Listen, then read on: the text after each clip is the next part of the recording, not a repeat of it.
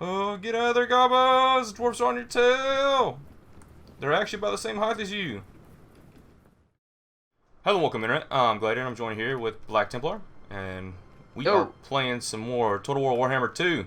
The campaign's been going pretty decently so far. I've been trying to rank up all my cities and whatnot, and I'm trying to get a really good army started up. Heck, it's this guy right here, Deathmaster Snikch. Let me get that right.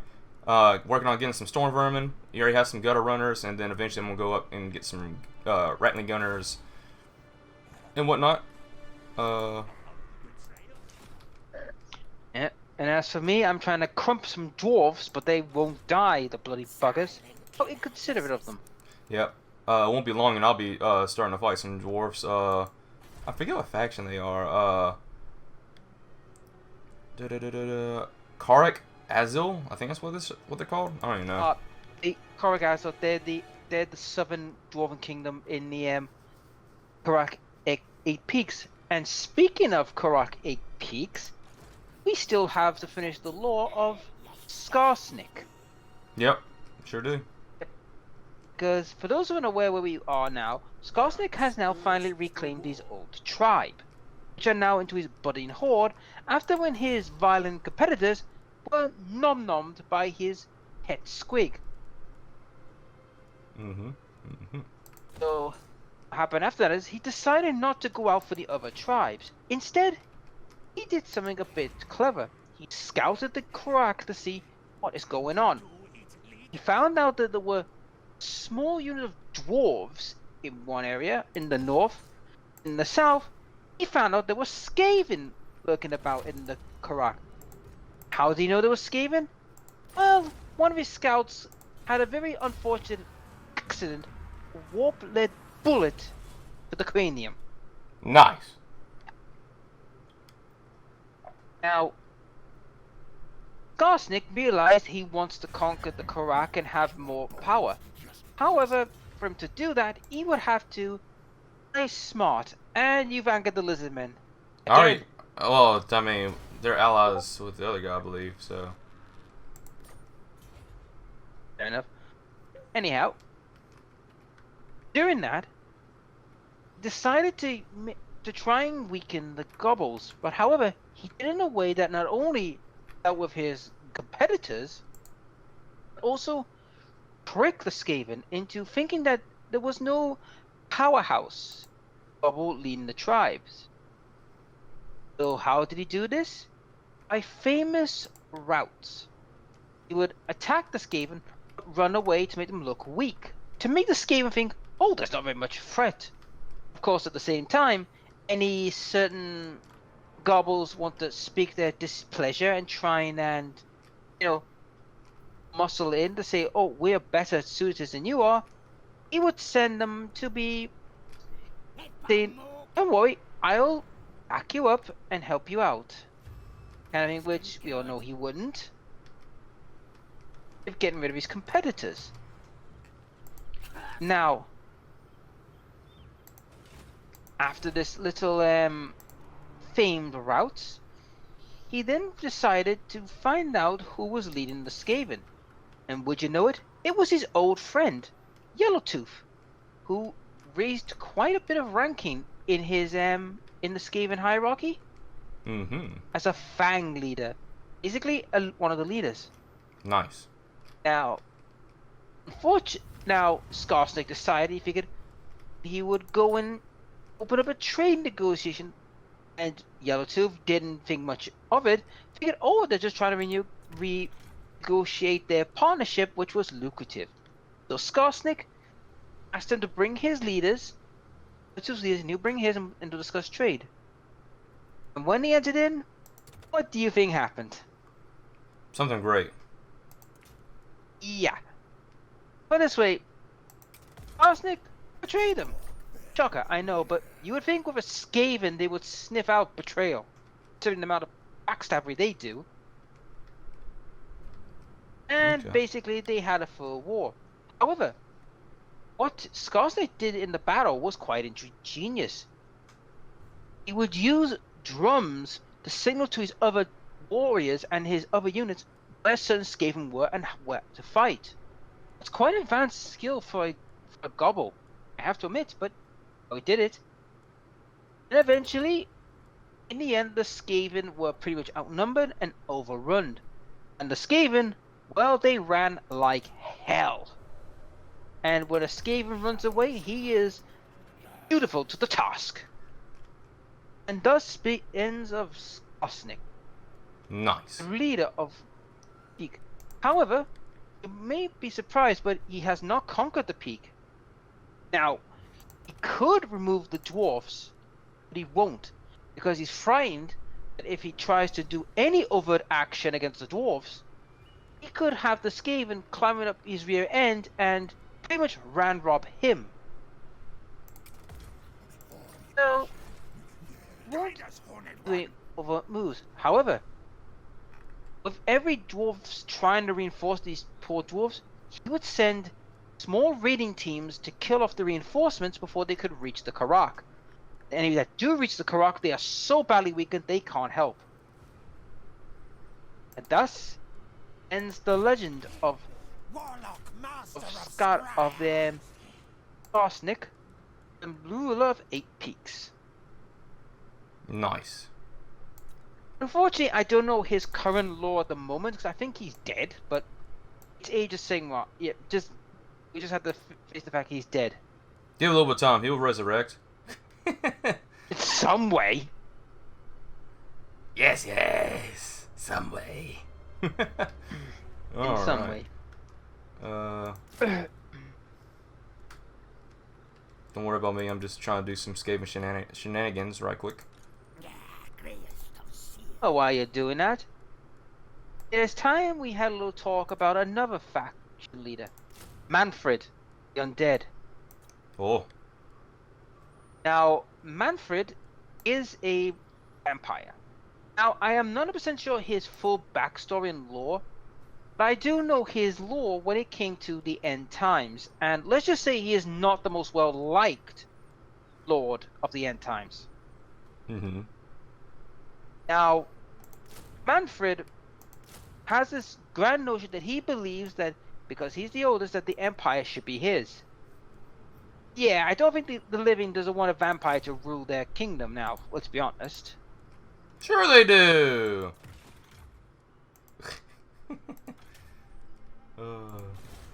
However, Manfred was also a bit of a bitch, because apparently during the end times, it was him that ruined the plans of the other races to try and stop chaos and stop the end of the world, because Manfred got a little bit bitchy. Nice. That's all I know of Manfred, because I don't really know Manfred's full backstory, or the Undead, unfortunately, because it's one of those races where I don't really have a fondness for. But, however, as for the Von Carsteins, because that's the other vampire faction that's there, now, Vlad Carstein, though, he has what I like to call one of the saddest but badass laws when it comes to the end times. Mm-hmm. As you see, his wife, Isabel von Carstein, was possessed by an unknown entity. He sacrificed his own life to save her. Wait, you talking about Manfred? No. Vlad von Carstein. I was about to say, because Manfred is a coward. He wouldn't do that. Nope, but Vlad did. That's why everybody likes Vlad.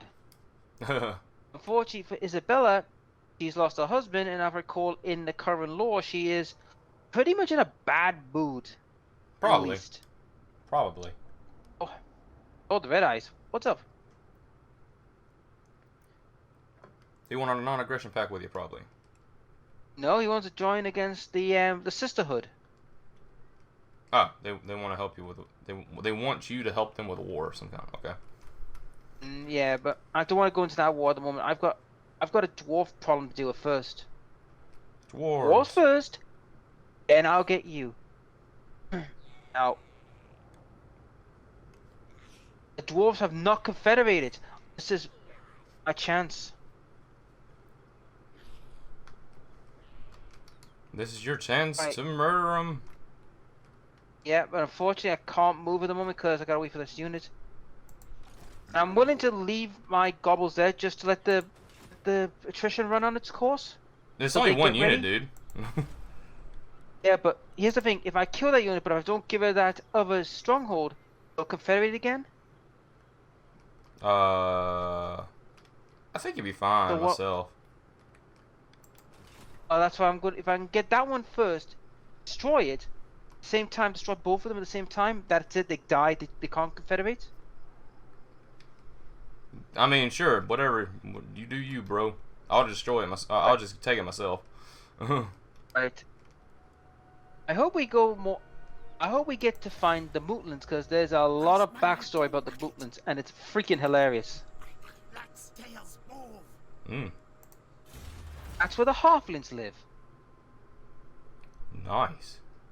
Until I show you it, unfortunately, we can't. I can't really give you the lore. But all I could say is, if you want shenanigans, absolute shittery and our mouthy, you'll probably get this from the lore of the Halflings. Well, in the Warhammer world, they are not liked to a degree. Well, not many people like him in Blood Bowl either, but Well, considering the fact that they were nearly wiped off the face of the goddamn empire. now they're actually on the same team as the humans. Technically not. And It's talking a about really Blood Bowl, dude. complicated. On Blood Bowl they are, but in Warhammer history they weren't. Let's just say the pudgy little pie pounders almost got themselves wiped off the face of the goddamn planet. And who's not surprised? I'm not.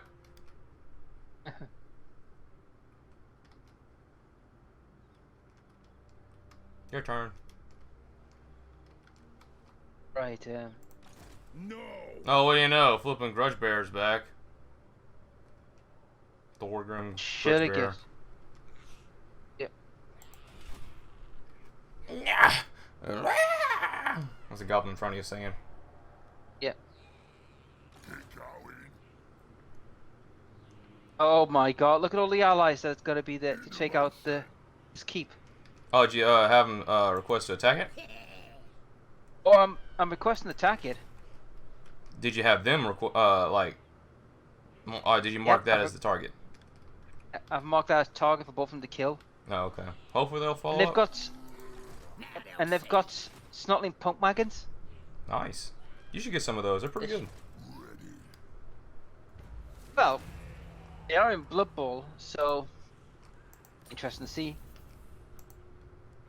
But yeah, you know what? Since we're talking about halflings, let's do the lore of the halflings and why they were nearly wiped off the face of the goddamn, planet. What they've done. Now, halflings are let's just say a wee bit of a ripoff. You see, back in the early years of Warhammer, the rise of of Games Workshop were very fond of Tolkien's work and kind of well, I would say plagiarized them, but I would say more along the lines of pilfering and making their own spin on it. I feel bad for that warlock engineer. He was just a placeholder for Snikch to get back. That's usually the case. Now, you may be wondering, what did the pie pounders do, and these little furry gits, what did they do to deserve to nearly get wiped off the face of the planet? Well, you see, their home, the Mootlands, is not actually their own home. In fact, it belonged to Evelyn and Sterling, who fought and bled to claim it. However, during olden times by Emperor Ludwig, yes, that's the name of an emperor. It's not the name of a Mario Koopa kid, but It's me, Mario. There's- Let's go. on Emperor Ludwig hated Evelyn and Sterling. Now, there are two accounts how the Mootlands happened, but I'll leave it to you guys' interpretation on this. The first one was that Ludwig had a court jester who was a halfling, and he whispered into his ear, "Wouldn't it be a funny joke to give the Mootlands to the halflings?" And he thought it was so hilarious that he did that, with the court jester being the elector count. Another backstory stated that the halfling master chef gave the emperor a grand feast, one that's never been seen, and thus he rewarded them with the mootlands. Dude, Take it as you will. watch the DLC race and now be halflings for Warhammer 3.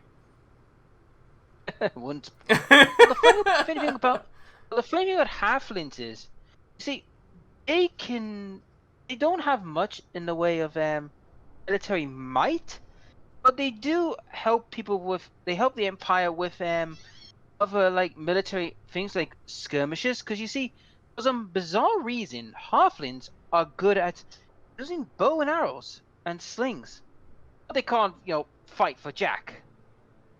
Yeah. As Wait. Don't they actually have associations with treemen as well? No, actually, believe it or not, no. That's a misconception. They don't.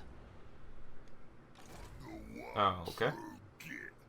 Okay, let's take this outside, boys. Alright. Ooh, this is gonna be a tough fight. Yeah, you got Grudge Bearer and flipping the Dwarf King himself, or Slayer King himself. Yep. And no Wog.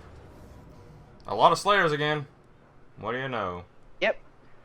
But that's good news for me, because it means I can start picking them off little by little. Oh, they have some Besides- warrior Dragon Fire Pass warriors.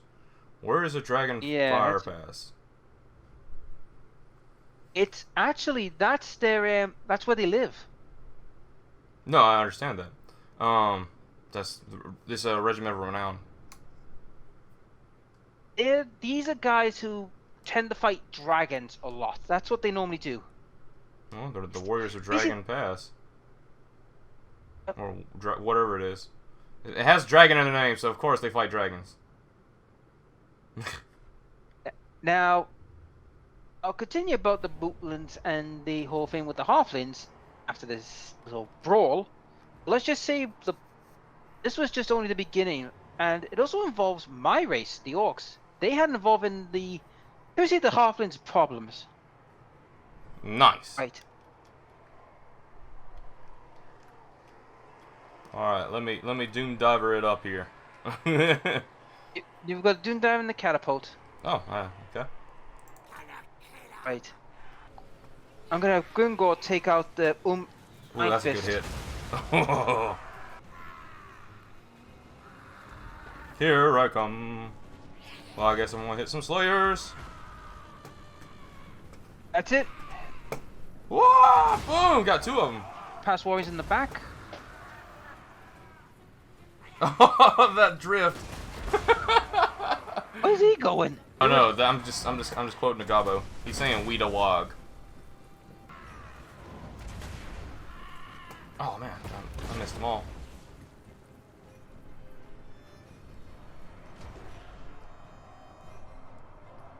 We is Gobos!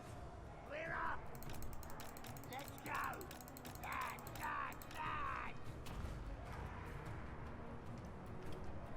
Oh yeah, it seems to be that, yep, you are losing this battle. Yeah. Oh, get out of there, Gobos! Dwarfs are on your tail! They're actually about the same height as you. It's actually kind of funny, a Slayer being as tall as a Gobbo. Oh yeah. Run! Get it to the edge! Yep. Just withdraw. Withdraw, Grimgor.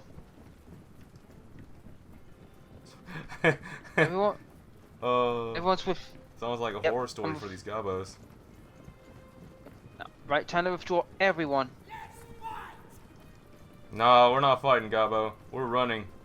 They're about to smack you in the back if you don't run quicker. Oh, they made it! Unfortunately, I've lost the Black Orcs though. Okay, that is one side as hell. Yeah, that's what I was trying to tell you. I know it was going to be one side as hell, but what I was trying to do was hold off a little bit. Right, loot and occupy. There you Actually, go. was able to kill 3 of your guys somehow. Yeah. Anyhow, let us get back to the moot. Why the halflings got into trouble. You see, during the Wood Edge Mountains, the goblins and orcs were ferociously, like, causing mischief. They were getting very, very sassy for their own good. And I can't remember if it's Avon or Sterling, but one of them called the other help. Now, one of the leaders, I believe was Evelyn, was a little bit perturbed by the fact that the orcs were kicking up, knowing the fact themselves have been severely scrumped by the orcs in the past. Didn't want this to happen.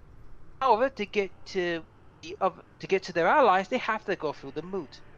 Now, normally, when armies go from one state of the empire to the other, sometimes they have to do diplomatic niceties to get armies through. 9 out of 10, they would normally let them through. But you see, the halflings, however, are a bunch of gits. No, let me scratch that. A halfling, right? Any official of a halfling would make a US politician look squeaky clean, but practically sparkling. Nice. They are so corrupt, it is unbelievable. However, after exorbitant taxes and exorbitant pricing, they've agreed. Now, they did build the roads through the moods, with a few hiccups along the way when these little douchebags kept on stealing stuff. Because, you see, halflings have a penchant for stealing practically anything. However, when they got to the river, they were trying to build a bridge to cross it, and they would be at their destination. However, every time an engineer corps would put down stones to leave tonight to settle for the bridge, it would get stolen by the halflings. Nice. Now, there is one that was a ferryman, a halfling down the stream, who didn't want this because of the fact that, well, you know, his business could be taken away. So they put guards in. Now, unfortunately, the guards somehow got hogtied, and the stones were nicked again. Well, that wasn't very nice. Well, that's them all over. Now, after this little, shall we say, delay in construction, I can't remember if it was Evelyn Sterling, I think it was the Evelyn Sterling, I can't remember which one it was, but their lord was classed as eccentric by some charitable people, and literally barking mad by others. He wrote a non-too-difficult letter to the halflings to say these simple words: "Stop mucking about with our bridges and everything, or I will go to the moot, literally burn it to the ground, and shove my pointy pike up your piehole asses." Okay. Quote. Now, the halflings, being utter douchebags and idiots, to put it simply to a halfling, if you're trying to negotiate with a halfling, it's like herding a bunch of angry cats. Foul-mouthed. Angry cats.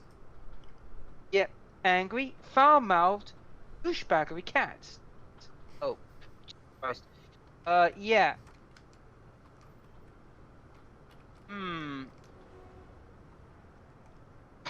I don't know if I should fight this fight.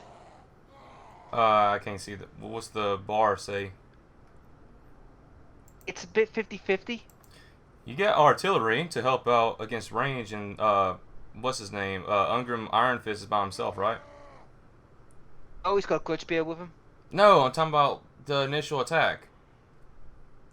Right, he's got 3 full units of Slayers. But Grudgebeard has got only like he's got 6 units of Slayers and 2 mining companies. Well, regardless, even if you do run, they're gonna be able to catch you. I can't run anyway. Well, guess you gotta fight it then. Yep. You having any better luck? I ran out of ammo, and all I think I did is attack the leader. Well, looks like I'm gonna have to rebuild Grimgor's army from scratch. I'm trying to at least kill the other leader. Oh, you'll kill the leaders, but it's just. No, I'm trying. He hasn't died yet. I think he... Jesus Christ, he's stubborn, isn't he? He has a lot of armor.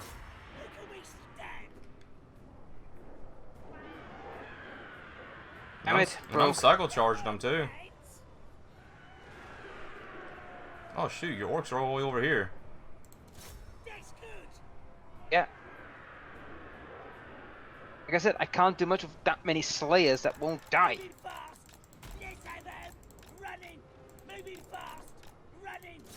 Or just kill him. Let's do that, please. Why is he not dead? Come on, I cycle charged him so many times.